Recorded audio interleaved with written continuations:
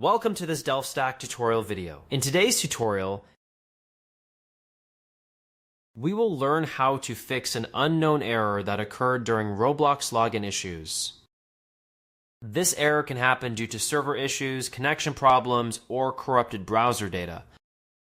First, check the Roblox status. Just open any browser to your liking and go to status.roblox.com.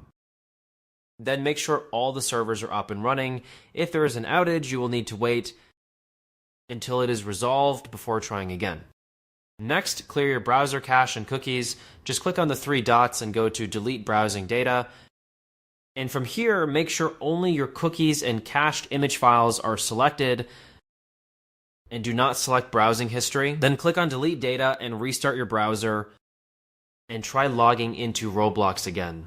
If the issue continues, disable any VPN or proxy that you are using.